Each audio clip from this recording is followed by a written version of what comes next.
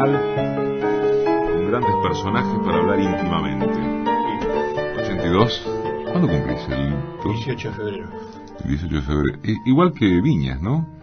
Viñas él dice que no es un chanta, ¿no? Porque dice que 2 años menos. se tira 2 años menos. Sí. No, casi igual que Rodolfo Walsh, que siempre me cargaba, te gané por 3 semanas. ¿Te decía? Porque claro, él es de enero, casi 4 semanas, más de 4 semanas. Es de enero del 27, yo de febrero. Y Viñas de julio del 27. Pues sabes que el otro día estaba leyendo, creo que salió en Miradas al Sur, la nota que te hicieron Anguita y alguien más, ¿no? Que también es una recorrida de tu vida. Y Ricardo y Regendorfer. Sí. Y me impresionó mucho la anécdota ahora que dijiste Walsh, la que contaste de cuando fuiste a ver al Che Guevara y con Piri Lugones, que fue la que se quiso meter. ¿La podés contar? ¿Cómo fue esa historia? ¿Vos habías ido a ver al Che únicamente a Cuba? No, yo fui invitado porque era el primer aniversario de la Revolución. 60 entonces. El año 60. Y fuimos 5. Yo era secretario general del sindicato de prensa en aquel tiempo.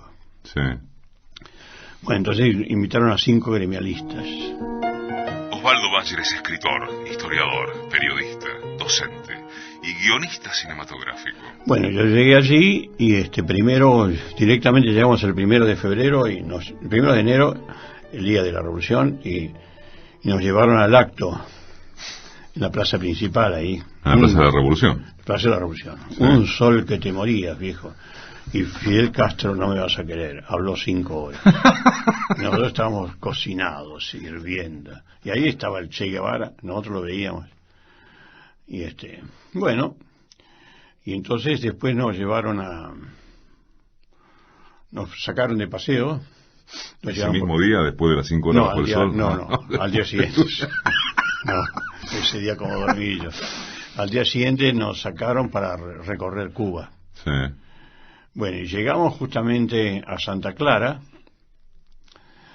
y estábamos viendo ahí donde llegó el Che, qué sé yo. Entonces dice, hay un llamado del compañero Che, dice, los quiere recibir mañana, así que van a tener que volver a La Habana. Y bueno, nosotros con verlo al Che, te imaginas, volvimos a La Habana. Pero nos recibía al día siguiente a las 10:30 de la noche, esas horas del Che Guevara, ¿no? Sí. Recibía esas horas, tenía esas estrambóticas, ¿no? Sí, en el Banco de la Industria, donde tenía su despacho. Bueno, entonces estaba a la mañana en el hotel, en el Habana Libre, ex Habana Hilton, y de pronto teléfono, me habló Rodolfo Walsh, que estaba haciendo prensa latina. Sí. Estaba con García Lupo, claro, con Massetti también, con toda esa gente. Con Massetti, con García Márquez. ¿Y a vos te llamó Walsh? Me llamó Rodolfo. Al hotel. Me dijo, ¿qué haces esta tarde? Le digo, no, nada, mirá, estoy esperando porque a las 10:30 nos recibe el Che. Dice, ¿por qué no te vais a casa? Bueno, ¿cómo no? Dice, vos sabés que yo sé cocinar muy bien, me dijo. Sí, bueno. ¿Walsh que tenía una casa en el centro de La Habana? Tenía una casa en un departamento en el 5º piso, a 5 cuadras de La Habana Hilton. Bueno, un poquito más, 10 cuadras, sí, de La Habana Hilton. Bueno, de La Habana Libre. Bueno, fui allá y estaba él y conversamos porque él quería saber todo lo que estaba ocurriendo en el gremialismo, ¿no? Bueno, conversando y de pronto entra una mina, un minón, lo tengo que describir así, bien opulenta, y entonces entra y Rodolfo era tímido cuando quería. Cuando quería era tímido, sí. Se puso todo colorado. Y entonces viene la Piri Lugones y me dice, ¿vos sos Osvaldo Bayer? Le digo, sí. Yo soy la Piri, la hija del torturador Lugones. Así. Se presentaba así, ¿no? Sí, la hija del torturador y la nieta del poeta. Así se presentó. Sí, a mí solamente me dijo la hija del torturador. No te dijo la nieta del poeta. No. Bueno. Y entonces, bueno, se sentó ahí y empezó a escucharnos. Nosotros conversábamos y ella escuchaba. Y entonces de pronto, bueno, se hizo tarde, como las 6 de la tarde, y entonces, no más, eran las 8 ya. Habían pasado mucho tiempo. Y entonces me dice, ¿por qué no te quedas a cenar? Dice, yo hago comida rica, cubana, dice. Lo hago muy bien, me dijo. Digo, sí, no, pero yo tengo una entrevista con el Che. Le dijiste a Piri. No, le dije a Rodolfo. Y Piri escuchaba. Y entonces, claro, y la Piri dice, ¿qué? ¿Tenés una entrevista con el Che? Digo, sí, esta noche 10:30. Dice, yo me voy con vos. Nació en Santa Fe en el 27, estudió historia en la Universidad de Hamburgo, trabajó como redactor en Noticias Gráficas y en 1958 Osvaldo Bayer fundó La Chispa, el primer periódico independiente de la Patagonia. Entonces yo soy a veces demasiado correcto, ¿viste?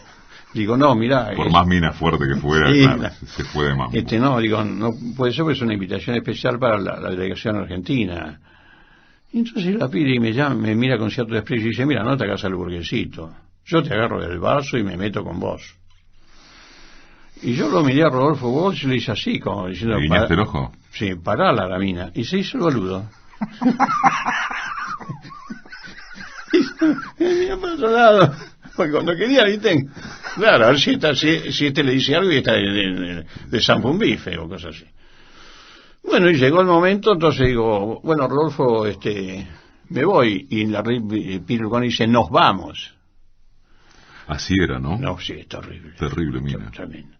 Bueno, entonces bajamos y nos agarró una balacera, como dicen los cubanos. Íbamos caminando y nos agarró una balacera. Entonces, los Verde Olivo estaban en la calle y los Gusanos estaban en un quinto piso, ahí se tiraban tiros, pero al carajo. Y entonces nos tiramos, me acuerdo, con la Piri Lugones en la calle y nos tapábamos con el cordón de la vereda, una de balazos impresionante, hasta que terminó el primer tiempo del match.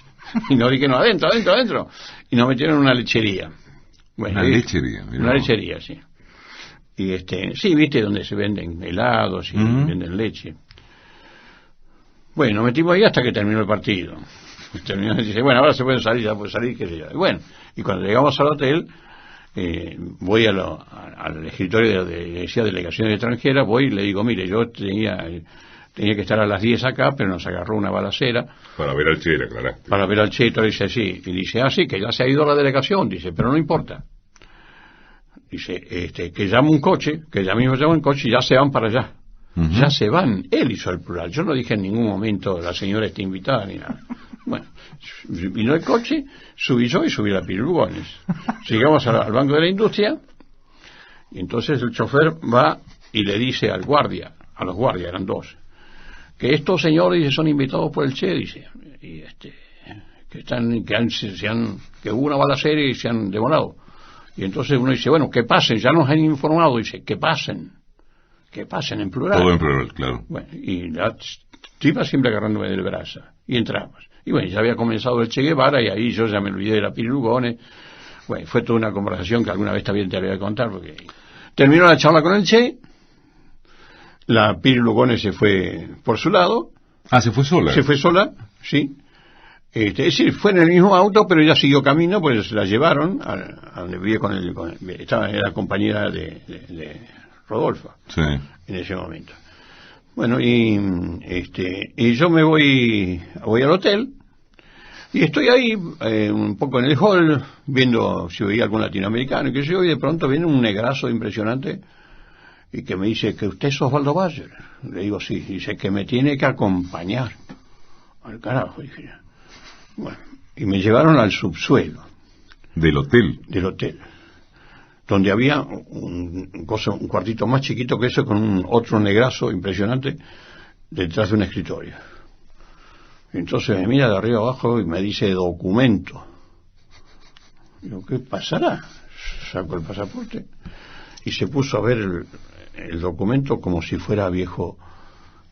Estudian todos mis pecados ahí, viste, hoja por hoja. Y después abrió la gaveta, lo puso en la gaveta y lo cerró. Y me dice que yo le voy a hacer una pregunta. ¿Usted por qué hizo entrar a su amiga a lo del compañero Che si no estaba invitada? Entonces digo, no, mire, yo no la hice entrar, la dejaron entrar ustedes. Dice, ¿cómo que la dejamos entrar nosotros? Digo, claro, dijeron pasen. Y pasamos. Y entonces me dice el tipo, el negro, dice, ¿usted no sabe lo que es la autocustodia revolucionaria? Me mató con esa. La autocustodia revolucionaria, muy bueno. Usted tendría que haber informado, y no informó nada. Y yo le voy a hacer una pregunta, si su amiga, cuando está frente al compañero Che, saca de su cartera un revólver y lo mata, ¿qué me dice usted? Y yo pensé en un segundo eso, digo, bueno, si pasaba eso, pobre de mí. Andé a explicarle, ¿viste? Andé a explicar a la gente, la hija del torturador Lugones mató al Che por culpa de Osvaldo Bayer. Le hizo entrar a Osvaldo Bayer, andé a explicar. Digo, ¿cuántos asesinatos habrán ocurrido así que se le echaron la culpa a otro tipo? ¿Viste? Obviamente. Sí, bueno. ¿Y? Entonces digo, mire, puede ser que usted tenga razón, le digo, pero yo no pensé. Digo, fue todo tan rápido, ustedes dijeron pasen, la guardia dijo pasen, y entonces dice, bueno, y el tipo dijo, no, que usted la hizo pasar, que los compañeros que estaban en la guardia dijeron que usted lo hizo, si usted insistió, claro, evidentemente después se dieron cuenta que había una persona de más, y entonces los llamaron a los tipos, y esto mintieron. ¿No? Obvio, para sacarse el problema. Para sacarse encima, que yo dije que era que estaba invitado y que yo ya no había dicho nada. Mira, y me mintió de tal manera que yo le digo, mire señor, yo soy invitado por el gobierno revolucionario de Cuba. Digo, si ustedes tienen algo contra mí, yo no tengo ningún problema de irme ya mismo. No, porque me jodió eso. Yo era completamente inocente. Además le dije, pueden preguntarle al señor Rodolfo Bosch, que es de Prensa Latina. Bueno, no tenemos nada que preguntar. Bueno. Entonces le digo, así que por favor, si es así, reserven en el próximo avión de Cubana y me voy de Cuba. Y el tipo me miró y dice que ya está hecho, usted se va a las 5 de la mañana. Y yo pensé, hay que ser desgraciado, ¿por qué a mí me toca esa cosa? ¿Por qué a mí? Y me fui. Puteando a Piri Lugones en todo el mundo. Sí, y a todos también, a la policía como siempre, que la he puteado desde cualquier parte del mundo, porque no te dejan hablar, la razón la tienen ellos. La policía es igual en todos lados, la cubana, claro. En todos lados la policía. La razón la tienen ellos cuando... Decime quién sos vos. Somos decime@radionacional.gov.ar. Bueno, entonces fui a la habitación a preparar la valija, y estaba preparando la valija, de repente golpean, abre la puerta Rubén Queijo, el secretario general de los Canillitas de Buenos Aires. Ah, uno de los gremialistas que te acompañó en el viaje. Un reo total, con una gorrita, hablando siempre en el lufar. Dice, ¿qué le pasó, viejo? Le digo, mira, no sé, que ese desgraciado me pasó a mí, ahora me la aguanto. Le digo, pero... Entonces, le explico. Entonces, él se va y se sienta en la cama. Y me dice, yo me voy con vos. Yo me voy con vos. Yo me voy con vos. Y le digo... No, Rubén, déjate de bacana, yo metí la pata o no sé qué sé yo, pero me la aguanto y me voy yo. Digo, quédate vos, porque además él era el orador del grupo, porque a los cubanos les encantaba, porque hablaba en río porteño el tipo. Tenía una prosa, viste, de canchengue. Sí. Porteño chamullero. Sí, claro. Y entonces digo, no, te quedas porque tenés que ser el orador, quédate acá, además el grupo se va a reducir mucho. Y se quedó en la cama, entonces en la cama no respondía. Y digo, ¿qué te pasa, Rubén? Porque además era el más revolucionario de todos, Rubén Queijo. Cuando hablaba en las asambleas de la CGT, qué sé yo, y hablaba de la revolución, que había que ir a los bosques y todo lo demás, Latinoamérica, y tanto así que, bueno, terminaba de hablar Queijo y nosotros agarrábamos todo y lo seguíamos y íbamos a los bosques. Con Queijo, claro. Porque era un revolucionario. Entonces le digo, no, quédate, dice, no, yo me voy con vos. Digo, ¿qué te pasa? Entonces me miró así y me dijo, extraño a mi mujer. Y yo pensé, ¿y quiere hacer la revolución? Que vayamos a todos los bosques y a las 48 horas extraña a la mujer. Pelotudo. Bueno, y fue así, nos fuimos los dos. Consiguió pasaje y nos fuimos los dos. Y cuando llegamos al Palomar, que en aquel tiempo no existía I6, cuando llegamos al Palomar, estaba la vida, porque la había hablado por teléfono desde México y ya estaba la mujer. Mira, no te miento, pero estuvieron besándose y agarrados como media hora todos los dos. Así que era un amor muy profundo.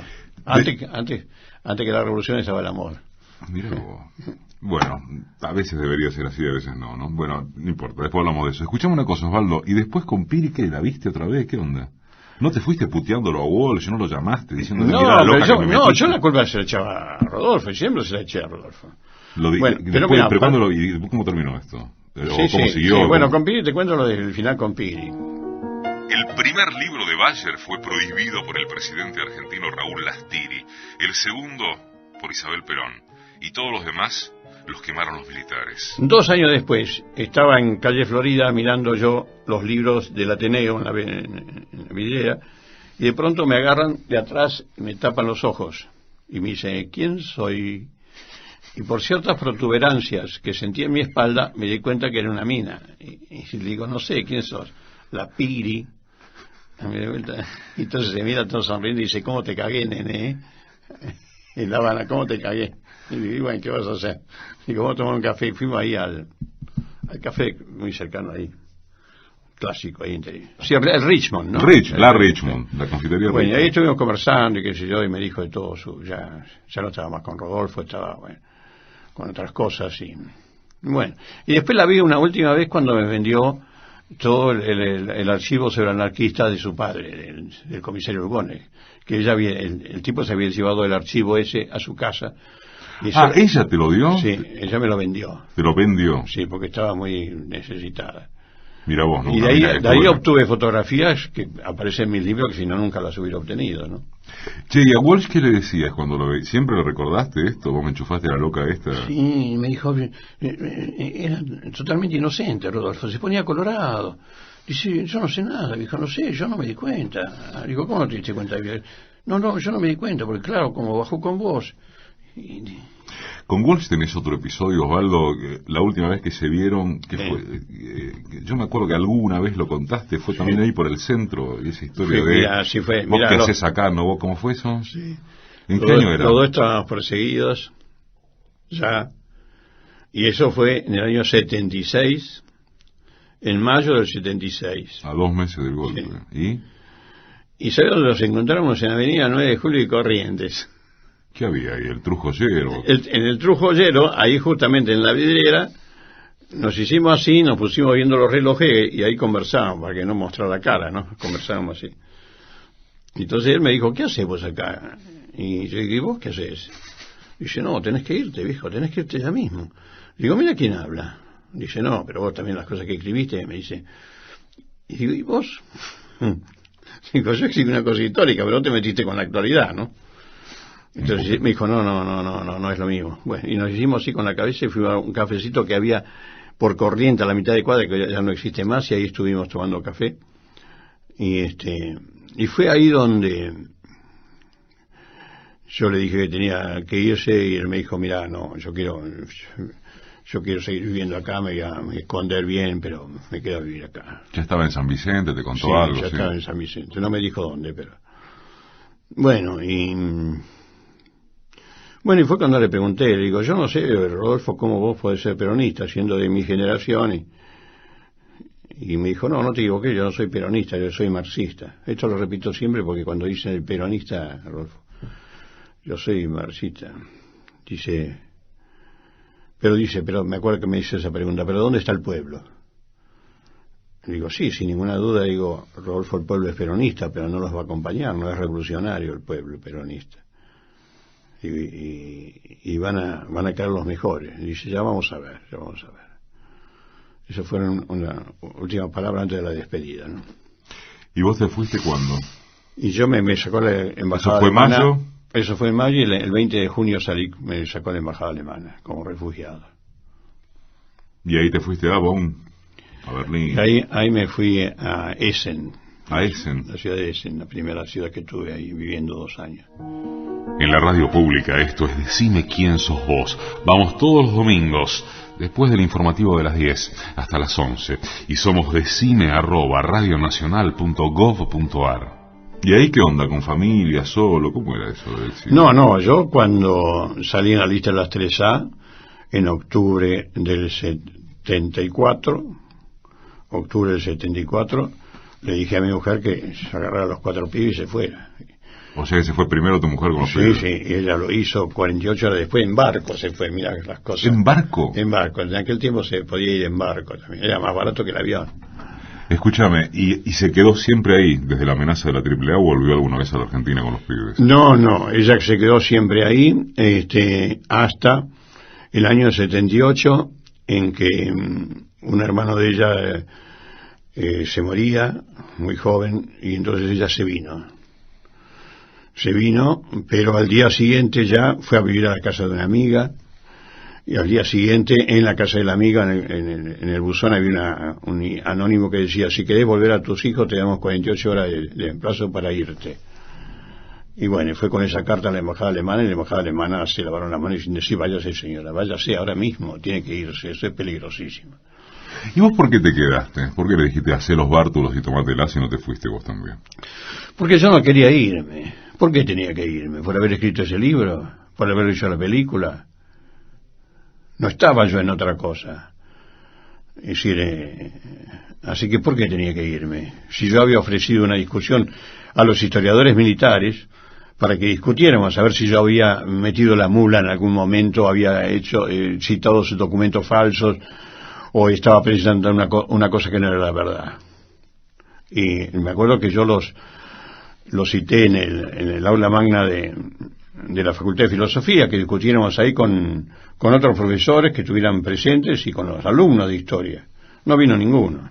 ¿A quién citaste, por ejemplo? ¿A quién te acordás que debía? Bueno, mira, en general yo me dirigí al Círculo Militar y al Centro de Altos Estudios del Ejército. Eso que fue post-estreno de la película, obviamente. Por supuesto, sí. No, y ya seré en la lista de las 3A con el director de la película y los actores. Olivera, Brandoni, claro. Lupi, todos ellos. Todos ellos, 12 de octubre. 12 de octubre del 74. Sí. Y no me quería ir, pero estuve ilegal, digamos, porque no podía ni trabajar ni hacer nada, y tampoco en mi casa no podía estar. ¿Y de qué vivías o cómo te arreglabas? Dos viejitos anarquistas me dieron refugio en su quinta, en una quinta de verduras en Quilmes. ¿Dos viejitos anarquistas? Dos viejitos anarquistas. No se conoce mucho eso. Españoles. Sí. Que los habías conocido. Yo hice una contratapa después pero tu vida de historiador. Claro, que los había conocido, y ellos me dijeron que si tenía peligro, qué sé yo, fuera a la casa de ellos. Bueno, estuve ahí en esa quinta, que era un paraíso, porque a las 5 de la mañana, bueno, salía el sol y cantaban los pájaros en verano, era preciosa. ¿Y no te movías de la quinta de los viejitos anarcos? No, pero tenían un defecto los anarcos, que era no compraban diarios, no tenían radio y no tenían televisión. Entonces, yo les pregunté, pero ¿cómo no? Dice, no, me dice, aquí no entra nada, ningún producto de la burguesía. Bueno, entonces yo dije, aquí sonamos, tenía que estar informado. Y me dice, si quieres divertirte, ahí tengo discos, dice, de música española, puedes escuchar. Bueno, imagínate vos la gana de escuchar música española, ¿no? Entonces, ya al tercero o cuarto digo, me voy a caminar por un poco, y me iba a la estación, me compraba el diario. ¿Dónde era la quinta? En Quilmes. ¿Y te ibas hasta la estación? En la estación compraba el diario y después lo dejaba en el cesto para que no viera que yo me guiaba producía productos burgueses en la quinta. Porque te acordás que salían todas las amenazas de las 3A, salían todo. Y uno que tenía que informarse de la situación. Bueno, pero estos se dieron cuenta y me dijo una vez, ¿qué tienes temor? Y me dice, mira, que aquí no entra nadie. Y se abrió el saco y tenía un bufoso al cinturón. Y dice que aquí no entra nadie, no tienes que tener ningún temor, no entra nadie. Y yo pensé, viene ¿cómo le llamaban? Un grupo de tareas. Un grupo de tareas, vas a ver con tu pistolita dónde vas a parar. Bueno, entonces una vez dije, me voy, y me pude ir en avión, porque una vez en Ezeiza, todavía eran tiempos de Isabel, te dejaban ir, la cosa era que te fueras. Entonces no tuve ningún problema en irme. Pero el grave error mío fue volver un año después. Pero vos volvés en el 76. En el 76, yo vuelvo en el 76, cuando todavía está Isabel, que había llamado elecciones. Yo vuelvo porque como Isabel llamó elecciones, dije, bueno, va a haber suficientes libertades para poder volver. Volví. Ahí fuiste ingenuo, digamos. Ingenuo y gravísimo error, porque 4 semanas después la dictadura. Y ahí ya era imposible salir. Y la única manera fue presentarme ante la embajada alemana y pedir refugio. ¿Y cómo es la historia de tu relación con lo alemán? ¿Que es por vía paterna? Contalo. Bueno, sí, es por vía familiar. Nosotros, somos originarios de la colonia alemana de Humboldt, del norte de Santa Fe, y bueno, pero mi padre era socialista y nunca no se nos educó ni en el nazismo, ni en el militarismo, ni nada por el estilo. Y tanto es así que, bueno, que nosotros los éramos tres varones, fuimos a las escuelas argentinas, porque mi padre quería que fueran las escuelas argentinas, cosa que le agradezco mucho también, ¿no? Bueno, eso lo discutimos mucho porque mi mujer fue a la escuela alemana. También es hija de alemanes argentina, ¿no? Hay mucha gente, uno la ha pegado en la vida en algunas cosas, y en las cosas en que la ha pegado está haber elegido buenas bases musicales, ¿no? Buenas, digamos, identificaciones sonoras de los productos de radio que hace. Y ha llamado mucha gente o ha escrito para preguntar a propósito de la cortina de este programa, de Decime quién sos vos. Bueno, es la introducción de El Marne, nada menos, de Eduardo Arolas. Pero el punto es que comienza sobre la base de una melodía de Charly García, que es Desarma y Sangra. En concreto está en el CD de Moliendo Tangos, que está interpretado por el dúo de Moliendo Tangos, precisamente, que integran Federico Misraji en piano, arreglos, producción y dirección musical, y Luis Longhi en bandoneón, textos y voz. Es la introducción del Marne de Eduardo Arolas, con Charly García y la melodía de Desarma y Sangra. Eso es lo que usted escucha al comienzo del cierre de cada bloque de Decime quién sos vos. Decime quién sos vos. Todos los domingos a las 10 por la radio pública. Decime @radionacional.gov.ar. Decime @radionacional.gov.ar.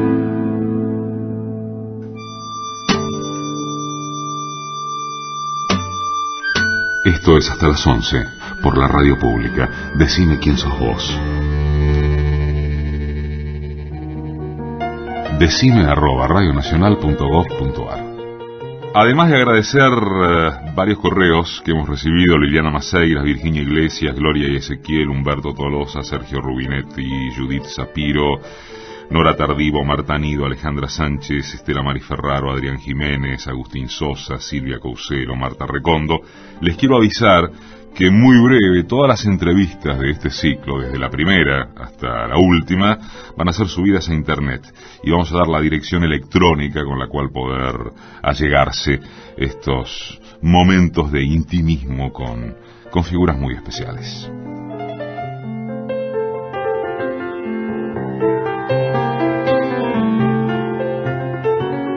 Hoy, en Decime quién sos vos, Osvaldo Bayer. ¿Tu historia con la Patagonia cuándo arranca?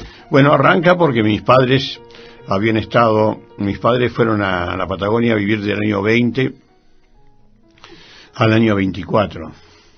Y estuvieron allí, vivieron los que fueron las huelgas patagónicas. Y cuando nosotros éramos chicos, mi padre siempre nos contaba, es una cosa que no había logrado superar en su vida, siempre nos relataba lo que había sido eso.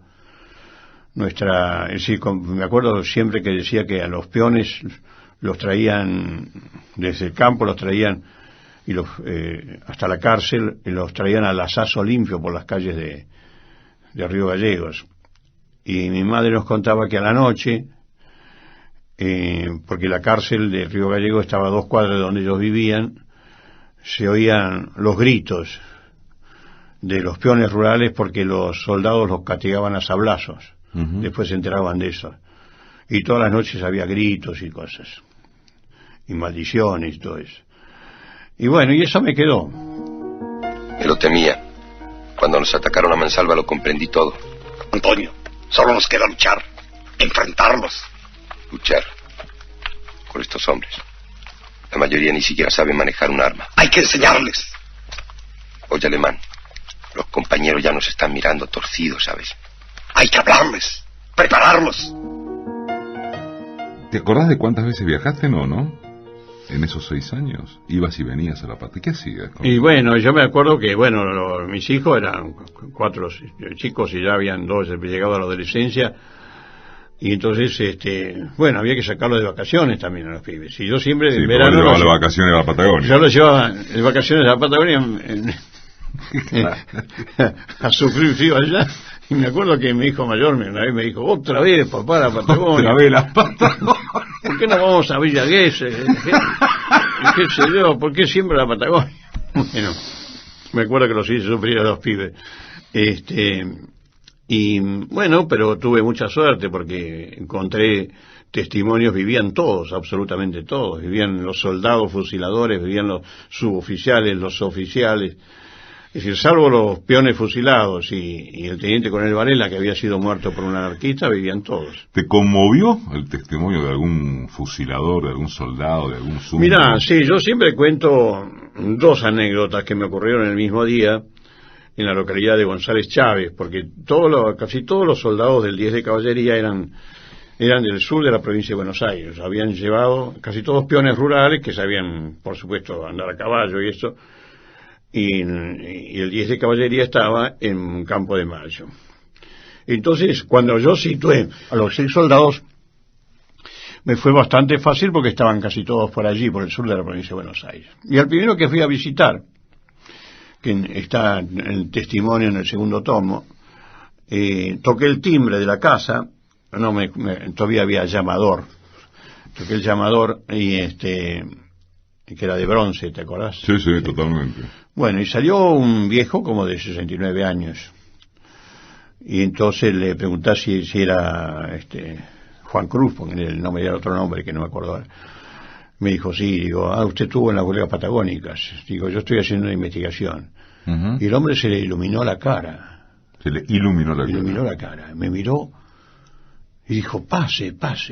Y me hizo pasar inmediatamente, me llevó a la cocina, como se acostumbra en el campo, a tomar mate ahí. Y me empezó a hablar. Hacía 40 años o más que estaba esperando para hablar de eso. Pero... Y porque en la mayoría de los casos de esos soldados, cuando volvieron y contaron, las familias le prohibieron hablar. Que no hablaran nunca porque le dijeron, la gente los va a odiar. Bueno, entonces, y después cuando se casaron tampoco las mujeres, las esposas le dijeron que nunca hable a los hijos de eso. Uh-huh. Y de pronto, pero tenían unas ganas de hablar tremendas, ¿no? Bueno, y me acuerdo que este hombre se emocionó mucho, y siempre me repetía la pregunta, y si yo siempre le pregunto a Dios, dice, pues yo era un buen muchacho, trabajaba en el campo, dice, los sábados a la noche veníamos acá a la ciudad para ir a bailábamos a la noche, y los domingos a la mañana yo siempre iba a misa, siempre cumplí con Dios. Entonces cuando a mí me llevaron a la Patagonia como soldado, y tuve que fusilar, después yo le preguntaba a Dios, ¿por qué me llevó a fusilar gente? A fusilar gente que eran peones rurales como yo. Y repetía siempre esa frase, siempre le pregunto a Dios. Y me contaba su primer fusilamiento, que lo pusieron a 4 soldados contra un chilote, como dijo, y le temblaba mucho el Mauser. No podía hacer puntería, le temblaba a él el Mauser. Y hasta que vino el suboficial y le dijo, soldado, si no sabe tener el Mauser, yo lo voy a poner con el chilote para que lo fusilen. Y entonces ahí tuve que tirar, dice, pero no hice mala puntería, y me acuerdo que le pegué en la ingle a ese hombre. Y entonces se fue cayendo, y me imitaba como se iba cayendo el chilote. ¿Te imitaba? Me imitaba, se paró y me dijo, así como yendo para adelante, ¿no? Bueno, hasta que de pronto entró la mujer de ese hombre a la cocina, y me miró con una furia tremenda, y dice, ¿usted quién es? Y digo, mire, soy un investigador histórico que estaba investigando las huelgas patagónicas. Uh-huh. Y me dice, ¿a quién le interesa eso? Digo, bueno, hay gente que le interesa. Dice, pero ¿por qué no ve? ¿Qué pregunta le está haciendo a mi marido? ¿No ve que él sufre del corazón? Fíjense que usted lo ha puesto. Pues estaba lagrimeando el hombre. Y el hombre no dijo una sola palabra, escuchaba así. Y entonces me dijo, mándese mudar de acá, váyase de acá. Y me tuve que ir. Bueno, primera experiencia. Osvaldo Bayer es premio Conex 1984, doctor honoris causa de la Universidad Austral, por su trayectoria en el campo de los derechos humanos en la Universidad Nacional del Centro de la provincia de Buenos Aires. Cetera le otorgó el premio Maestros de la Vida en 2006 y amigo de las bibliotecas populares es el modo en que en 2007 lo distinguió la Comisión Nacional Protectora de las Bibliotecas Populares. La inmediata experiencia ¿Del mismo día? Del mismo día, en la casa de al lado. Toqué el timbre y apareció también un viejo. Entonces me presenté, Osvaldo Bayer, investigador histórico que está haciendo la investigación de las huelgas patagónicas. Entonces me miró en forma muy severa y con cierto desprecio. Me dice: mire, yo no me acuerdo de nada. De eso no me acuerdo de nada. Lo único que me acuerdo es que fuimos en barco y volvimos en barco, nada más. ¿Me entiende? Digo, pero usted, de acuerdo a los informes militares, que yo los tengo todos, digo, usted perteneció al grupo que fue a la Anita, digo, donde hubo... La estancia de la Anita, donde hubo los más grandes fusilamientos, el número más grande de fusilados. Entonces me miró con desprecio y dice: señor, le estoy diciendo que no me acuerdo de nada, solamente me acuerdo que fuimos en barco y volvimos en barco. ¿Me entiende? Y vos entendiste. Bueno, entonces, y yo entendí, digo, bueno, está bien. Fue tan agresivo el tipo. Digo, está bien, bueno, que la pase bien, adiós, le dije. Y cuando me di vuelta me dijo: y si tuviera que hacerlo de nuevo, lo haría de nuevo. Digo, ¿cómo es el ser humano, no? Dos hombres, dos peones de campo, de la misma ciudad, que deben haber, porque es la misma clase, el mismo año de nacimiento, que viven al lado, que han ido a la misma escuela, muy posiblemente. ¿Por qué uno reacciona así, con esa sensibilidad, y el otro reacciona con esa arrogancia, no? ¿Y tenés respuesta para eso? No tengo respuesta. Hablé con varios psicólogos, pero me dicen, es el ser humano. Bayer es autor de 13 guiones cinematográficos, entre ellos La Mafia, La Patagonia Rebelde, Todo es Ausencia, Cuarentena, Exilio y Regreso, Panteón Militar y Jaime de Nevares, Último Viaje. ¿Para qué más no tiene respuestas Osvaldo Bayer? De lo cual, o respecto del cual, en torno de todo lo que escribe, de todo lo que dice y de todo lo que es su trayectoria intachable, uno de los tipos que resiste un archivo en este país. Mira, primero no tengo respuesta, por supuesto, esa pregunta que uno siempre se hace, ¿no? Y que siempre digo que si la humanidad, desde sus orígenes, en vez de gastar el dinero en guerras, en armas, en armarse, en destruirse mutuamente ciudades enteras, bombardeos, y que se hubiera dedicado ese dinero a la ciencia, totalmente ese dinero a la ciencia, yo creo que ya sabríamos todos nuestro origen, de dónde venimos, cómo hubiera sabido la ciencia responder cuando realmente se la incita. Pero seguimos, los presupuestos locales son mucho más grandes, los presupuestos para lo militar, que para la ciencia, ¿no? Uh-huh. Así que no hemos aprendido nada. Bueno, mi pregunta es, ¿qué esperamos? ¿Qué esperamos para terminar y comenzar una vía absolutamente pacífica para que nos lleve a resolver nuestros problemas que no lo hemos resuelto, ¿no? Y mismo la búsqueda de un sistema que traiga la paz y no la violencia, como estamos viviendo en todas nuestras sociedades. En ese marco dialéctico, digamos, ¿seguís definiéndote como anarquista? Y yo creo que sí, yo creo que la única solución es el socialismo, es decir, saber repartir las riquezas para eliminar las violencias, pero en libertad, y no bajo la dictadura del proletariado como quería el leninismo, sino que tiene que hacerse en libertad, y sintiéndose todos protagonistas, y no que hay gente enviada o divina que desde el poder nos dice lo que tenemos que hacer. Por eso, por supuesto, se puede discutir mucho, porque hay muy pocas experiencias, pero creo que discutiendo todo en asamblea o a través de delegados, sí, iríamos mucho más despacio, pero lograríamos finalmente, al aceptar las mayorías, lograríamos una solución, lograríamos un camino. ¿Para qué tenemos apuro? ¿Para qué? ¿Para hacer guerras? ¿O para vivir esta sociedad donde ya no hay más calidad de vida? ¿Qué es esto? ¿Qué es Buenos Aires? ¿No? Hay que viajar desde el centro al barrio de Belgrano a las 5 de la tarde de regreso para ver lo que es la ciudad de Buenos Aires. ¿Es eso calidad de vida? ¿Es eso vida?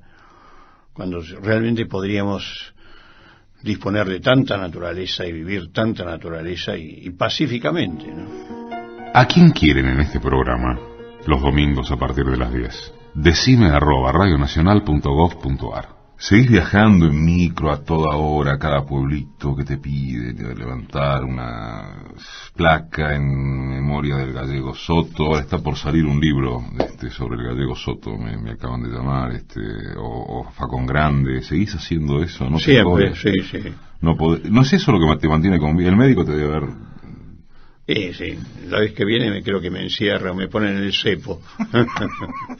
Pero es una gran satisfacción ver ahora, 40 años después, lo que me costó esa investigación, el exilio, el cambio de vida para mi familia, que ya quedó en vivir en Alemania, mi mujer, mis 4 hijos, mis 10 nietos, y ver eso, lo que me costó eso, y volver ahora 40 años después y ver que esos líderes obreros que dieron su vida, que fueron fusilados, hoy tienen todo su monumento en Santa Cruz, que las tumbas masivas están todas marcadas, que de los represores no hay ni siquiera una sola placa, que la única placa que tenía el teniente coronel Varela, el fusilador de obreros, de peones rurales, lo dice todo, decía, porque ahora la retiraron, por supuesto, del Panteón Militar, pero está en mis libros y está la foto también.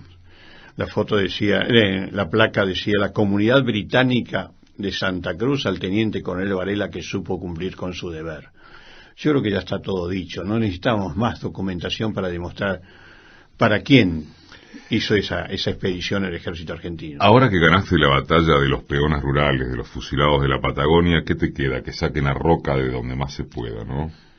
Bueno, creo que sí, que es un deber moral de todos, Algunas cosas ya conseguiste con eso, sí, ¿no? Sí, y hemos conseguido el cambio de calles.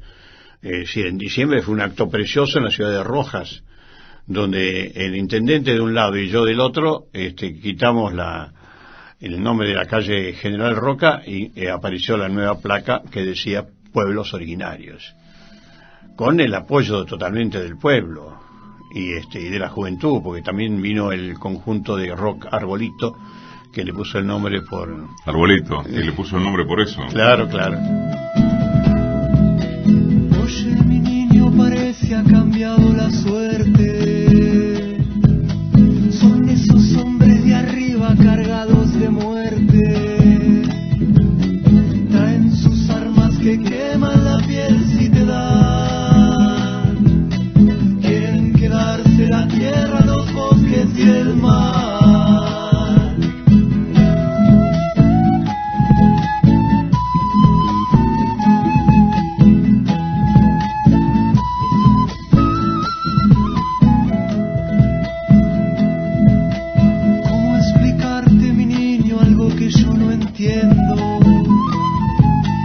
Vienen cerrando los campos y poniendo dueño, y en su camino salvaje bañando de sangre todas las cosas que el sol ilumina en la tarde.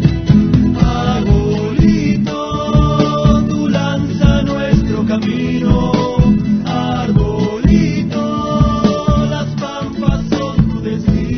Osvaldo Bayer, decime quién sos vos. Hay una canción muy linda sobre Arbolito, el indio que lo esperó al coronel Rauch y le cortó la cabeza, ¿no? El coronel Rauch, el gran matador de ranqueles. Y bueno, el coronel Rauch es un oficial, teniente coronel, un oficial prusiano contratado por Bernardino Rivadavia, el presidente, para, como dice el decreto del presidente Rivadavia, para exterminar a los indios ranqueles. No dice por qué hay que exterminar a los indios ranqueles, ni hay considerandos. Simplemente hay que exterminarlos. Más cuando después García Mansilla va a escribir que el Ranquel era un pueblo pacífico, muy pacífico. Además que dice una cosa muy interesante. Dice: los hombres ranqueles son mucho más respetuosos de sus mujeres que los europeos. Creo que está todo dicho, ¿no? Bueno, entonces viene el coronel europeo y comienza la liquidación de los ranqueles. Y hay que leer sus documentos, sus partes militares.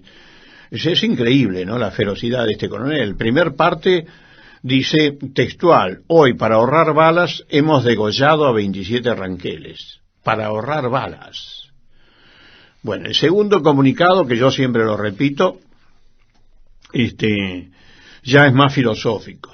Dice: los ranqueles no tienen salvación porque no tienen sentido de la propiedad. Mirá qué profundo el señor coronel, ¿no? Occidental y cristiano.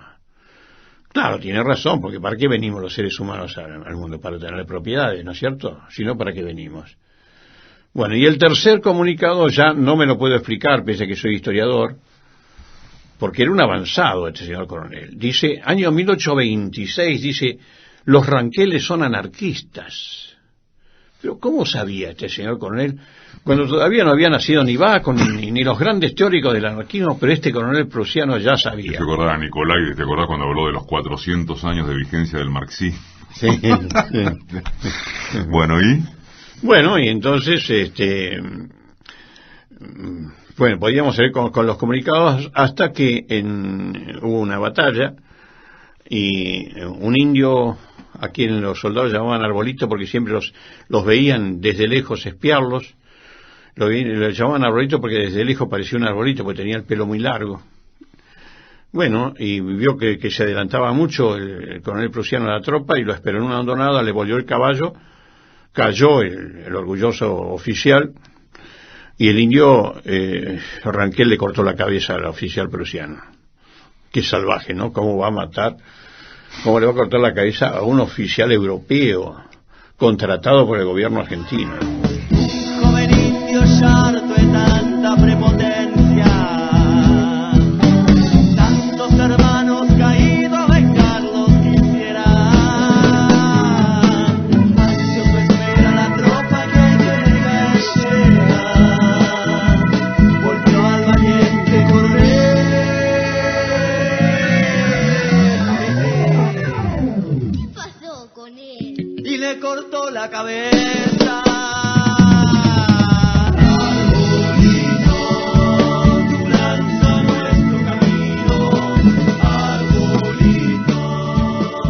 Bueno, entonces me escucharon esto una vez en una conferencia del conjunto de rock que no tenía nombre y resolvieron ponerle Arbolito.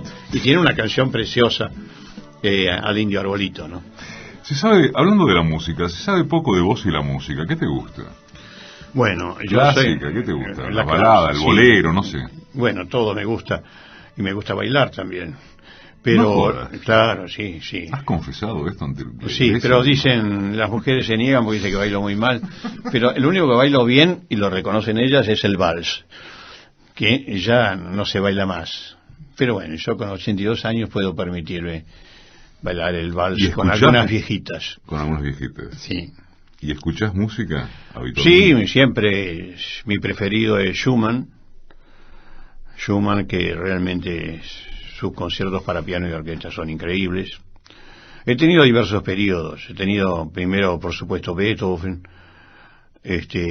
Después fue Franz Schubert con sus Lieder, que me gustan muchísimo. Es de un romanticismo impresionante. Después, lo que los alemanes llaman el dios de la música, Johann Sebastian Bach. Qué músico, es completo ya, completo. Pero últimamente deben ser cosas ya también de los años. Me gusta el romanticismo de Schumann.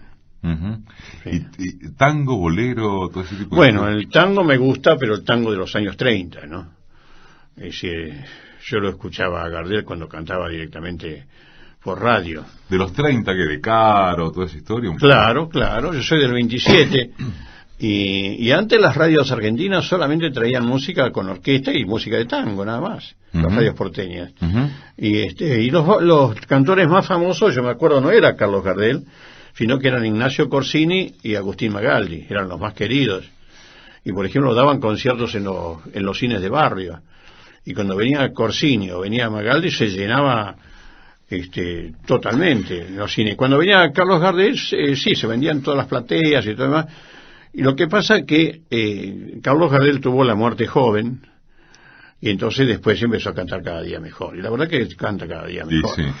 ¿Y tu historia con el fútbol, que se conoce, porque ahí fuiste, qué sé yo, el guionista o el colaborador en fútbol argentino, pero no es que la ocultes, digo, pero no se te pregunta mucho por eso, tal vez, ¿no? Además vos tenías una relación hermosa con el Gordo Soriano, a propósito del fútbol. Me contaste una vez una anécdota de una discusión entre que vos que sos de Rosario Central y el otro de San Lorenzo. ¿Cómo fue esa? La cuento fue en Europa, ¿no? Sí, no, contala, es muy lindo. No, pero es muy lindo. Es muy lindo. Bueno, fue en Europa, además, ¿no? Fue en Europa. Él venía, siempre le gustaba mucho venir, él vivía en París. Primero vivió en Bruselas, después en París, pero siempre venía a Alemania a visitarme, le gustaba mucho. Primero a la ciudad de Essen, después venía a Berlín, y se quedaba unos días siempre ahí. Y entonces, bueno, una vez un domingo, a las 9 de la noche, me dice, ¿me permitís hablar por teléfono a Buenos Aires? Dice, porque tengo un problema con la editorial y quisiera saber. Digo, sí, habla. En la habitación de al lado estaba el teléfono. Y yo pensé, 9 de la noche, 5 horas de diferencia. Quiere saber cómo salió San Lorenzo. Exacto, 9 de la noche, menos 5 son las 4 de la tarde, terminó el primer tiempo. Quiere saber cómo salió San Lorenzo. Y como él decía que yo era demasiado lento en todo, que era demasiado alemán y tenía que aporteñarme, le quise demostrar que no era tan así, que soy también bastante porteño en algunas cosas. Entonces, bueno, volvió todo contento. Una hora después, 10 de la noche, me dijo, vos sabés, Osvaldo, que me quedó algo por saber con la editorial, unos detalles, me olvidé de preguntar, ¿me permitirías hablar de nuevo? Pero sí, ahí tenés el teléfono, hablar. ¿Sacaste la cuenta otra vez? Sí, claro, 15 minutos de descanso, más 45 minutos, una hora, fue a ver cómo terminó San Lorenzo.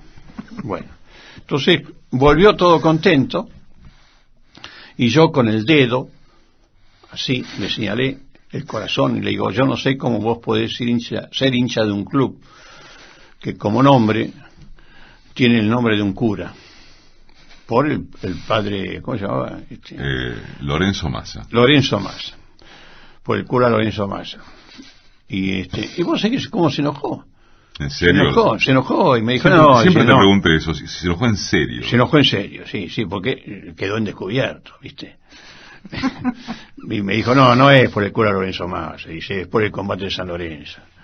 Entonces, mirá cómo me macaneó. Entonces yo lo señalé de nuevo con el índice y le dije, peor militarista. Entonces me miró con bronca y me dijo, andate al carajo. Y se fue a su habitación y yo tenía toda la cena preparada.